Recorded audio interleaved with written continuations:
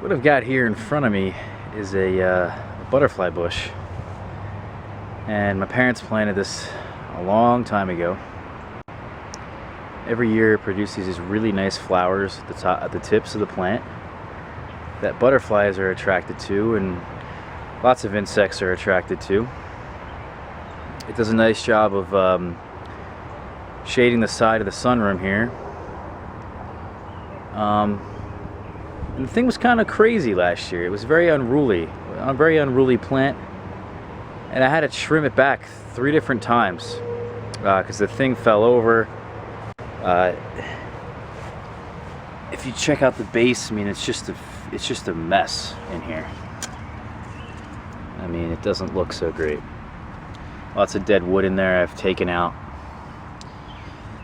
If I could get all that huge piece out of there, I would. And what I've realized recently is that there's just one branch of the butterfly bush that's off to the right. And I was trimming the butterfly bush earlier this week because I wanted to get some of these green shoots and put them in the compost pile.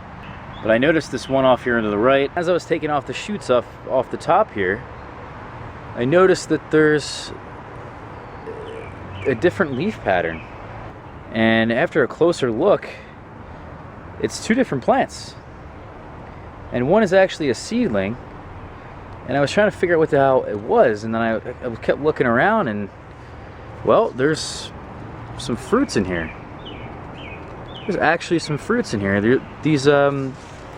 This tree is a mulberry bush,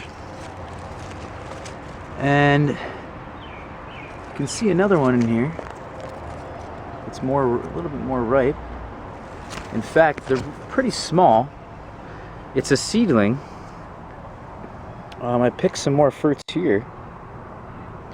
Very small fruits, but you could tell that this is a seedling because I didn't plant it. No one in my family planted it.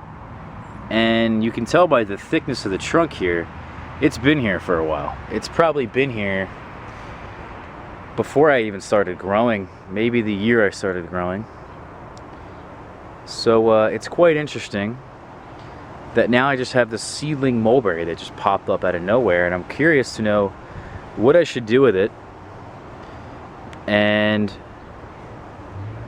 I don't know, it's just astounding to me because nature's so amazing.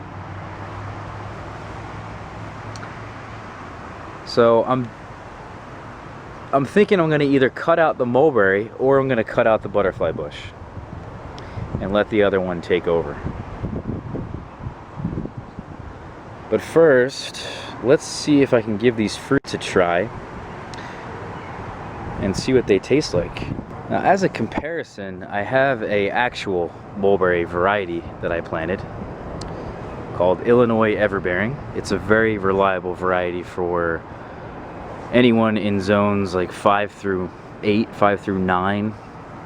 It's an incredible variety, very productive. This is the 2nd year it's in the ground. It's massive. It's in its 2nd year now, and it has hundreds of fruits on it everywhere. And I've already picked some. Had my first mulberry ever, and they're quite tasty. Let me pick some more here, and this way I'll have a comparison that I can make.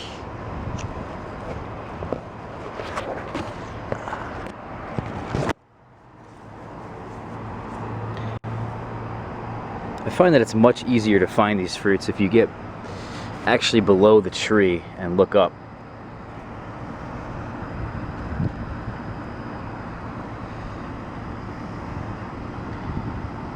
All right. Before I eat these, I wanted to show you another mulberry tree I'm growing. And the reason I want to show you is because it's not very reliable here in my area. I bought it from a friend, and he didn't know all that much about it except that it was kind of tasty. It grew to a pretty sizable tree last year. Nothing like the Illinois Everbearing, because it was grown from cutting. And I want you to look at the tree now. This is the tree now. And I believe I showed you guys in a previous video what had happened was in February some of my trees woke up. This mulberry was one of them, and I've done some research and I figured out that just some mulberries wake up earlier than other ones, and that's why Illinois Everbearing, it's another reason why it's such a reliable variety here, is that it doesn't wake up super early. I created a thread on a growing forum to see if other people had the same results with different varieties, and that's just how it is. Some varieties wake up earlier than others, and it might have something to do with the species of mulberry. I'm not really sure. There's still a lot of debate. It's still a lot of things open to debate. But for sure, what I know is that this mulberry here, this little acai mulberry, it's called acai. This is not a variety that's suitable here for my climate. Perhaps the raised bed has some kind of effect on it. You know, the Illinois Everbearing is in the ground. But something else that happened to it is the deer just destroyed it. I mean, you can see there's no leaves on this thing. You might be looking at it like I'm crazy, but the deer ate it. They did spray some liquid fence. They got to some of the soybean plants here. Not a huge deal for the soybeans, but for this Illinois Everbearing, or for this acai mulberry, it's already behind as it is. The winter had killed all the new buds, all the buds that were leafing out, and it killed it all the way down to here. So the tree that was 3 feet tall, multi-stemmed tree, is now down to nothing, and on top of that, the deer came in and ate all the leaves. This tree has just been through hell. But what I wanted to show you before I ate these fruits here, I wanted to tell you, is that seedling mulberry, whatever it is reliable. Now, when I say reliable, I mean there's fruit on here. And I'm not entirely sure why there isn't more fruit. Perhaps the wintertime did have an effect on this tree as well. But it does seem reliable. I think maybe the fact that it is a seedling and it's quite young, and this is the first year I'm seeing fruit on it, that perhaps it just is a little too young. It's a little too immature. So I wanted to share that little piece of information. So let's get on the tasting here. Very small berries. These Illinois Everbearing are quite small as it is, and then these are even smaller, the seedling. I don't really like that, but let's try it and see what it tastes like.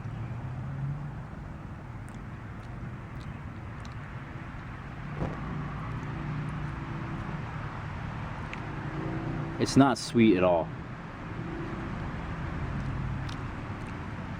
It's quite bland.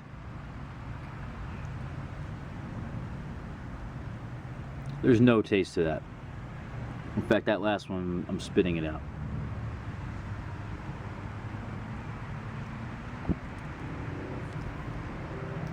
Whereas the Illinois Everbearing here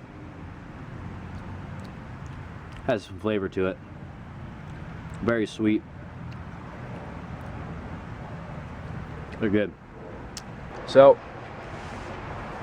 I guess I'm just gonna have to get rid of the mulberry or the butterfly bush. Or another suggestion is maybe I'll just graft onto the seedling with Illinois Everbearing. And I'll have to remove the acai mulberry and put something else there in its place next year. So that's my mulberry seedling story, guys. Happy growing, and I hope you enjoyed it, and I hope you guys are having a good season. See you later.